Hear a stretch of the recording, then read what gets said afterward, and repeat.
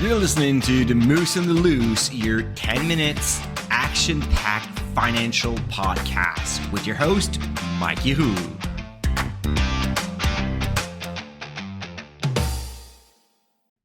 Hey, what's up, Market Moose? This is Mike from The Moose on the Loose. I must admit, I'm not super happy with myself. Not because I skipped the Moose yesterday, because even then, sorry about that, guys. I was on a day trip for my son in Burlington, and I kind of realized that I didn't record anything. It was like already 8 a.m. and I was in a bus, so I was not able to record a podcast with 25 kids running around and having so much fun. So anyways, the day went well, but couldn't do the podcast yesterday, and today I'm still upset at myself. I'm upset at myself because I am digging into a company that I start to like more and more, but I kind of like missed the point where I could have found this company while it was trading around $50 in 2021, all the way up to $70 at the end of 21.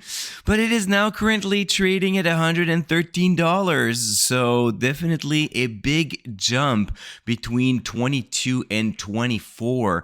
The stock is on its way to maybe double its stock price. I don't know if it's going to happen by the end of the year, but Stantec, STN.TO, is on a tear. It's growing very quickly. The revenue, the earnings, the dividend triangle is just like a pure beauty. But on top of that, the stock, it's reflected on the stock price. So,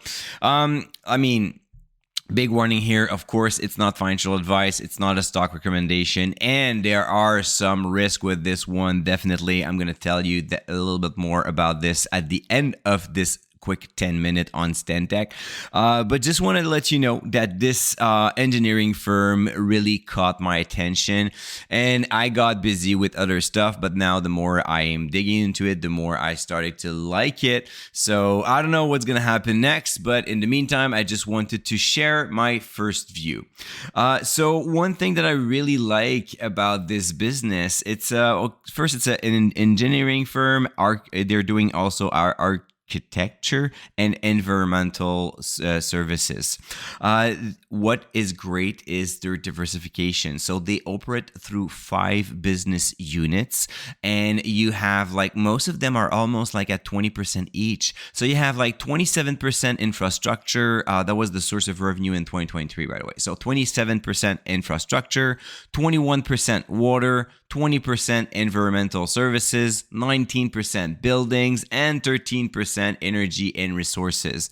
So what is great with this kind of like business units is for infrastructure, water, environmental services, for sure, all of those are long-term plays, building pretty much. And then energy and resources, we're going to need them. They may be a little bit more volatile. So depending on commodity prices, we will see higher demand or lower demand, but that's only 13% of their business. For the rest, I am pretty sure that the need for new infrastructure, it's going to be very important. And for water services, I mean, you're going to guess that. Yes, it is a prime commodity. The other thing that I really like about this business is they kind of like offer a full circle service. So they go from planning and designing projects, they can build them, they can maintain, they can help with the maintenance, and they also can help with the decommissioning of the infrastructure.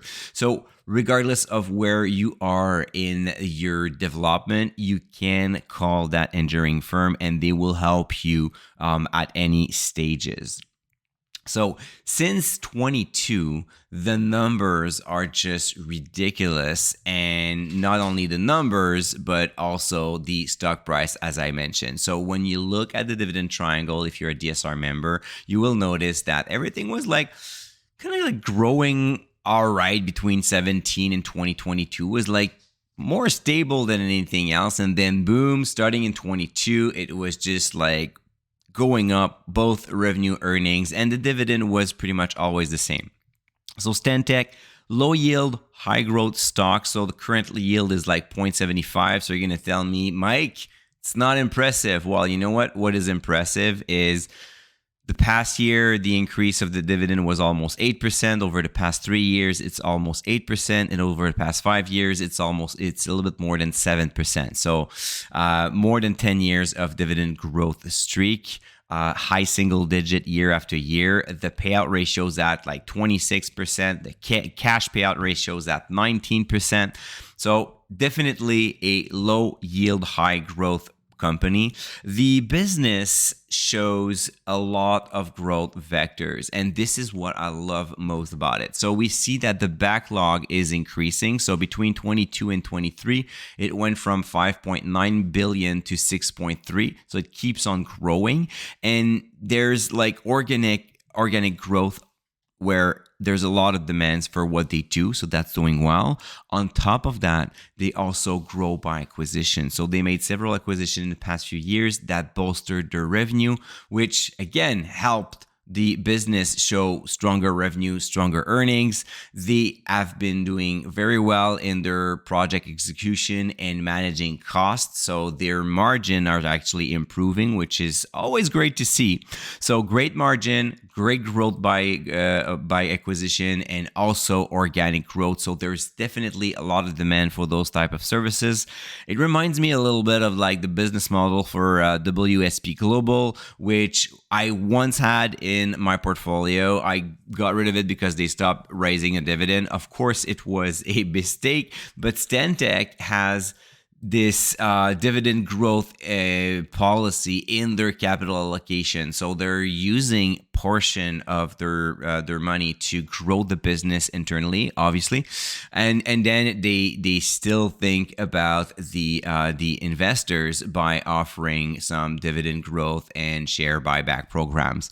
So everything seems to be pointing toward a winning business. On top of that, the market cap is at like 12.89, so let's say like 13 billion. So not a small cap, not a large cap either, but for a firm working in Canada, pretty solid business there. Of course, after 7 minutes in, I'm just telling you how Stantec is the best business ever. Of course, there are risks, and of course, you have to consider a lot of things. The first thing is when you look at the price, you look at the PE ratio versus its average 5 years. You look at the yield, the current yield versus its 5 years average. Everything points that the growth is factored in the price. So the average yield for the past 5 years is 1.05. Right now it's like 0.75, so definitely offering a lower yield than usual. The average PE ratio though is at 32. The current PE ratio is at 36, but the forward is at 25. So maybe there's still a little bit of growth perspective there that is not priced in the stock, but I would be a bit cautious when you see companies like this that goes, I mean, the bottom of like 22 was like in the $50, like 50, 55. So since its bottom at roughly like mid 22, it doubled in price.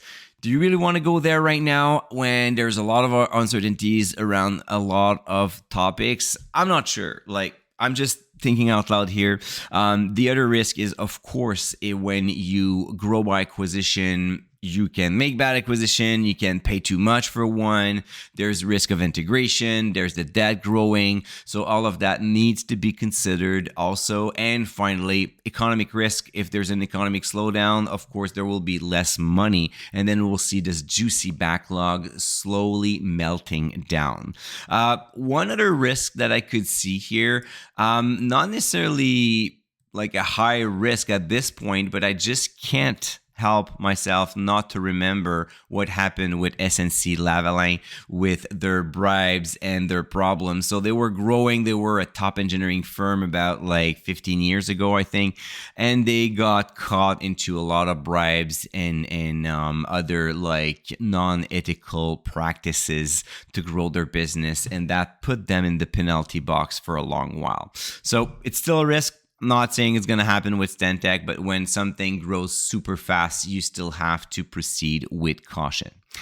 So, my dear Moose, if you want more ideas like those, of course, you can keep on logging into this podcast, but I would suggest that you start to do your own research using my DSR stock Rockstar list. So the Rockstar list is a list of all companies showing a strong dividend triangle. So companies, in other words, that are thriving, that have been thriving over the past 5 years and show great financial metrics. It's always a great start to identify some good companies. So you can go and download this Rockstar list for free. You just have to enter your email and you're going to receive an update every single month.